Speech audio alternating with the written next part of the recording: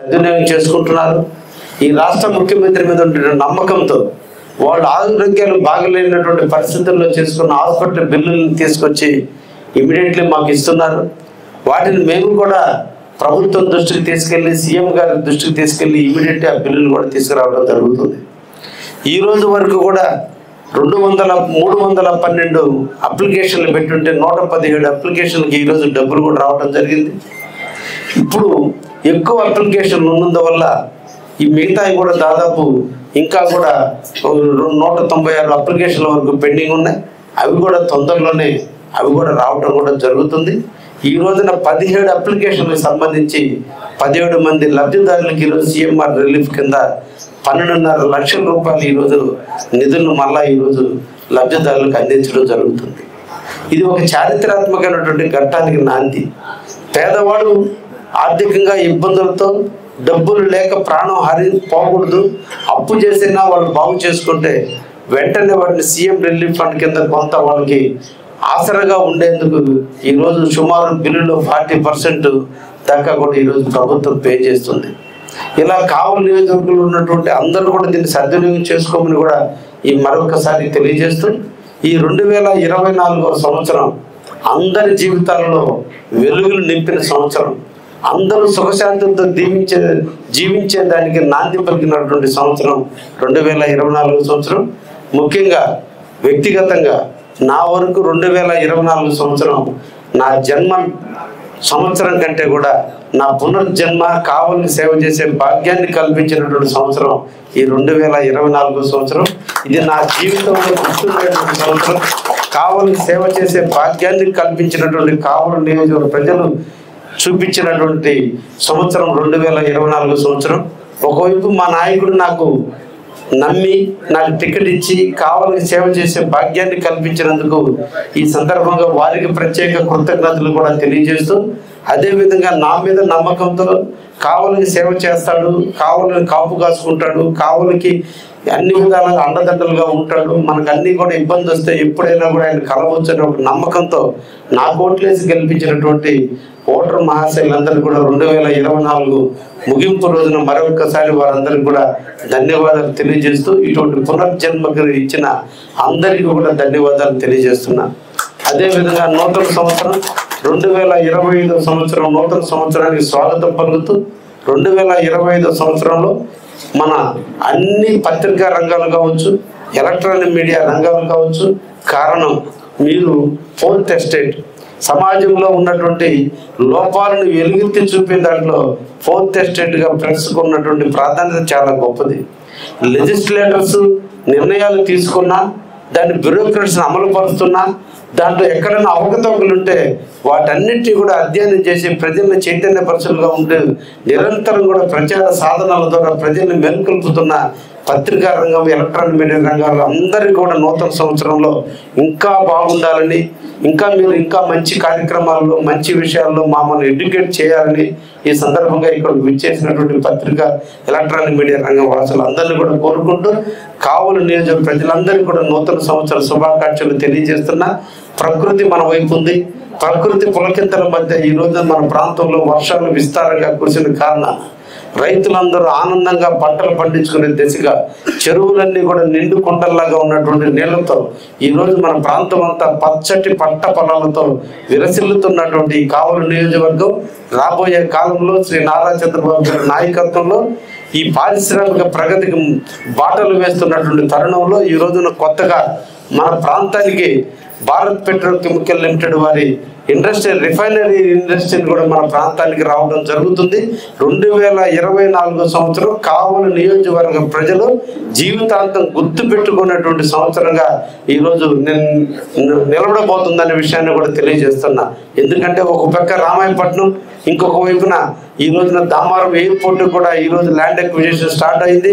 అతి తొందరలోనే రామాయపట్నం కూడా ఈ ప్రాంతంలో ఎయిర్పోర్ట్ కూడా ఈ ప్రాంతంలో రాబోతుంది. రామాయపట్నం పరిధిలో ఈరోజు కొన్ని వందల ఇండస్ట్రీలు ఈరోజు ఈ ప్రాంతంలో వస్తే కావలి నియోజకవర్గ పిల్లలు చాలామంది అక్కడ ఉద్యోగాలకి వచ్చే అవకాశం ఉంది. కాబట్టి అటువంటి మంచి తీపి జ్ఞాపకాలు ఇచ్చినటువంటి 2024 సంవత్సరానికి స్వస్తి పలుకుతూ 2025 సంవత్సరంలో ఇంకా ఇంతకంటే మెరుగైనటువంటి విధాల్లో ప్రకృతి మనకు అండగా ఉంటుందని, ఆ దేవుని యొక్క ఆశీస్సులు కావలి ప్రజలకు అందరూ కూడా పుష్కలంగా ఉంటుందని కూడా నమ్ముకుంటూ మరొక్కసారి కావలి నియోజక ప్రజానీకానికి అందరూ కూడా ఈ రోజున నూతన సంవత్సర శుభాకాంక్షలు తెలియజేస్తున్నా. ఈ రోజున రాక్షస పాలన అంతమిందిన, రాక్షస పాలన సమాప్తం జరిగిన, వాళ్ళు చేసిన శిథిలాలు, వాళ్ళు చేసిన వైఫల్యాలు, వాళ్ళు మిగిల్చిన బాధలు ఇప్పుడు కూడా ఈ రాష్ట్రాన్ని వెంటాడుతూనే ఉన్నాయి. ఈరోజు మనందరం కూడా గుర్తుంచుకోవాల్సింది నారా చంద్రబాబు నాయుడు గారి ఆరోగ్యం, వారి యొక్క వయసు, వారి యొక్క తపన మనందరం కూడా గుర్తుంచుకోవాలి. ఈరోజు ఆయన ఉండబట్టి ఈ రాష్ట్రం ప్రగతి పథంలో ముందుకు పోతుంది.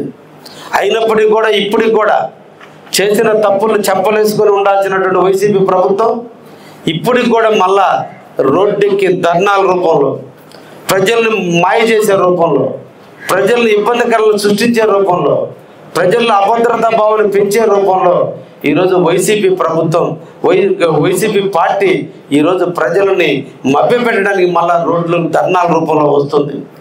నిన్నటి రోజున ఎలక్ట్రిసిటీ వాటి మీద ధర్నాలు చేశారు. ఒక్కసారి మనం అందరం కూడా ఆలోచిస్తే 2019లో చంద్రబాబు నాయుడు గారు దిగిపోయి జగన్మోహన్ రెడ్డి గారి ముఖ్యమంత్రి ఇచ్చే నాటికి ఈ రాష్ట్రంలో మిగిలి పవర్తో వారికి హ్యాండ్ ఓవర్ చేయడం జరిగింది. ఈ 5 సంవత్సరాల్లో కరెంటు ఎప్పుడు పోతుందో తెలియదు, ఎప్పుడు వస్తుందో తెలియదు. అగ్రికల్చర్కి 7 గంటల కరెంటు తప్ప 9 గంటల కరెంటు ఇచ్చినటువంటి పాపాన పోలేదు. రొయ్యల గుంటల వాళ్ళందరికీ కూడా కరెంటు ఛార్జీలు పెంచి ఈరోజు ఆక్వా రంగాన్ని నిర్వీర్యం చేయడం జరిగింది. పేదవాళ్ళకి ఇవ్వాల్సినటువంటి స్లాబుల ప్రకారం కరెంటు వచ్చే దాంట్లో వైఫల్యం చెందింది.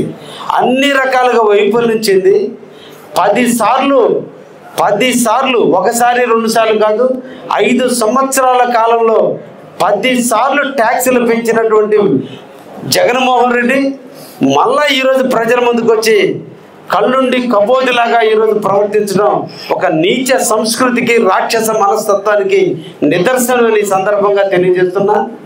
ముఖ్యంగా ఈ రోజున విద్యుత్ ఛార్జీలు పెంచుతున్నారు. దీనికి కారణం ఎవరనేది ఒక్కసారి పత్రికా మిత్రులు కావచ్చు, సామాన్య ప్రజలు కావచ్చు, అందరూ కూడా ఒకసారి అధ్యయనం చేయమని చెప్పి ఈ సందర్భంగా కోరుకుంటున్నా.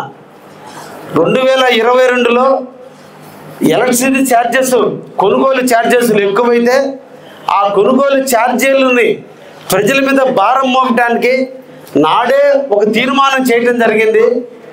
ఈ ఛార్జీలన్నీ కూడా 2024 సంవత్సరం నుంచి ప్రజల దగ్గర నుంచి వసూలు చేస్తామని చెప్పి ఎలక్ట్రిసిటీ డిపార్ట్మెంట్కి 2022లోనే ఒప్పందం చేసుకున్నటువంటి వ్యక్తి శ్రీ జగన్మోహన్ రెడ్డి. 2022లో ఇతర రాష్ట్రాల నుంచి, ప్రైవేటు వ్యక్తుల నుంచి కరెంటు కొనుగోలు చేసేటప్పుడు ఉత్పత్తి కంటే ఎక్కువ రేటు పెట్టి కొనాల్సిన పరిస్థితి వస్తే కారణం ఆంధ్రప్రదేశ్లో ఇండస్ట్రీలు పెట్టేదానికి ముందుకు రాకపోతే కరెంటు ఉత్పత్తి చేసేటువంటి ప్రైవేటు కంపెనీలు ఇతను లంచాల దెబ్బకి బయటపడి మూసేస్తే ఈ రాష్ట్రంలో కరెంటు కొరత ఏర్పడుతున్న కొరతని పూర్తి చేసేదానికి ఇతర ప్రాంతాల నుంచి కరెంటు కొనుగోలు చేసేటప్పుడు ఎక్కువ రేటు పెట్టి కొనుగోలు చేసి ప్రజలకి తక్కువ రేటుకి ఇవ్వాల్సిన పరిస్థితి ఏర్పడితే ఆ వేరియేషన్ మొత్తాన్ని భవిష్యత్తులో ఎలా రాబట్టాలన్నప్పుడు ప్రజల దగ్గరే రాబట్టాలి. అది కూడా 2024 ఎన్నికల తర్వాత నుంచి ప్రజల మీద భారం మోపి రాబట్టాలని ఒక దుర్మార్గమైనటువంటి ఆలోచనతో జగన్మోహన్ రెడ్డి తీసుకున్న నిర్ణయానికి ఈ రోజున ఈ సంకీర్ణ ప్రభుత్వం ఈరోజు ఆ కార్యక్రమానికి నాంది పలకాల్సి వచ్చిందనే విషయాన్ని కూడా ప్రజలందరూ కూడా తెలుసుకోమని చెప్పి సందర్భంగా తెలియజేస్తున్నా. రోడ్డు ఎక్కుతున్నారు, చేసిన పాపాన్ని కడుక్కోకుండా ఇప్పుడు కూడా రోడ్డెక్కి అబద్ధాలు చెప్పడం మానుకోండి అని చెప్పి సందర్భంగా వైసీపీ నాయకులకు అందరికీ కూడా తెలియజేస్తున్నా. అవసరమైతే గుంపుగా కూర్చోండి, ప్రభుత్వం లేదంటే ప్రభుత్వాన్ని ఆహ్వానించండి. ఈరోజు ప్రభుత్వం చేసే ఫలాలు ప్రజలకి స్వేచ్ఛగా డైరెక్ట్గా అందుతున్నాయన్న బాధ మీరు అభద్రతా భావన పెంచితే దాన్ని ఇంకొక రైట్కి తిప్పడం సమంజసం కాదనే విషయాన్ని కూడా వైసీపీ నాయకులందరికీ కూడా తెలియజేస్తూ భవిష్యత్తులో మీ మాటలు ప్రజలు నమ్మేటువంటి పరిస్థితిని మీరు కోల్పోయి ఉన్నటువంటి తరుణంలో ఇటువంటి కార్యక్రమాలు చేపట్టడం మంచి పద్ధతి కాదనేటువంటి విషయాన్ని కూడా తెలియజేస్తూ, ఇంకొకసారి ఇటువంటి కార్యక్రమాల మీద ధర్నాల్లో మీరు దిగితే తెలుగుదేశం కార్యకర్తలు కూడా ధర్నాన్ని ఎదురు తిరగాల్సిన పరిస్థితి వస్తుందనే విషయాన్ని కూడా హెచ్చరిస్తూ సెలవు తీసుకుంటున్నా. Thank you.